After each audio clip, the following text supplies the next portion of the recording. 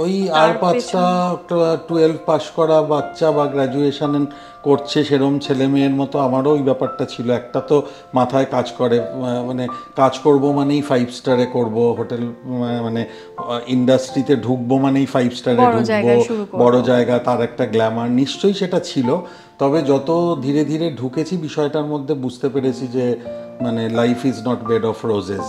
মানে বাইরে থেকে যেই গ্ল্যামারটা লাগে ভেতরে সেটা না। মেন হচ্ছে স্ট্রাগল ছিল, কিন্তু ভীষণ প্যাশনেট ছিলাম সেই জন্যে মানে কন্টিনিউ করাটা বোধহয় অনেক ইজি হয়েছে এবং লং রানে ইন্ডাস্ট্রিতে কাটিয়ে দেওয়াটা ইজি হয়েছে। তো আমি খুব ছোট্ট করে বলি, মানে তুমি যেহেতু বলছো ওই বাইরের গ্ল্যামারটা, হ্যাঁ হ্যাঁ বলুন। ধরো আমি ঢুকে পড়লাম কাজে, প্রথম 2-3 মাস আমি যেই সেকশনটায় ছিলাম লিটারালি বাসন মাজতে হতো। মানে আমার প্রথম কিছুটা হয়তো কাজ দিলাম, একটা কোল্ড কিচেনে ছিলাম, তো প্রথম 2 ঘন্টা তুমি স্যালাড কাটো, আচ্ছা। কাটলাম, তাতে তো অভ্যেস নেই, দুটো হাত পুরো ছিলে গেছে, রক্ত বেরোচ্ছে কখনো কখনো, এরম হতো।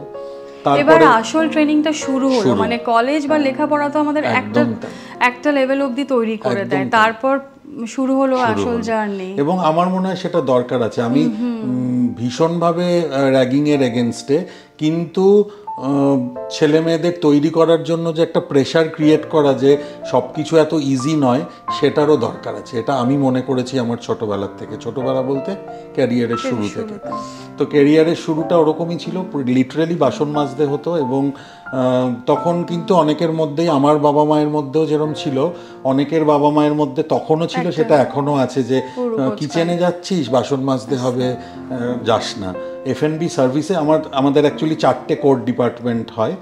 ফুড প্রোডাকশন, যেটা আমি আজীবন করে এসেছি এখন অবধি। F&B সার্ভিস হয়, মানে প্রোডাক্টটা তৈরি হওয়ার পরে সার্ভিস করা।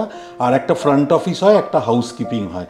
তুলনায় ফ্রন্ট অফিসটা একটু গ্ল্যামারাস থাকে, সেজেগুজে রিসেপশনে দাঁড়ানো বা লবি ম্যানেজার পজিশন বা হোটেলের আশপাশ ঘোরা, সুপারভাইজ করা, ঠিক আছে। বাট প্রোডাকশন সার্ভিসটা হচ্ছে হার্ডকোর প্র্যাকটিক্যাল এক্সপিরিয়েন্স। মানে সার্ভিসের ক্ষেত্রেও তাই, তুমি প্রথমে ঢুকছো, সার্ভিস করছো, এঁটো প্লেটটা তোমাকে গেস্টের তুলতে হবে, হাউসকিপিং, টয়লেট ক্লিন করতে হবে। তো এই জিনিসগুলো শুরু থেকে যারা অ্যাকসেপ্ট করতে না পারবে তাদের জন্য হয়তো হোটেল ম্যানেজমেন্টটা একটু টাফ লাগবে। কিন্তু সেটা খুব বেশি দিন নয়, পজিশনের সাথে সাথে যত এক্সপিরিয়েন্স বাড়বে তত সেই কাজগুলো থেকে সুপারভাইজারি ওয়ার্কগুলো বেশি হবে। কিন্তু ইনিশিয়াল স্টেজে এগুলো করতেই হবে।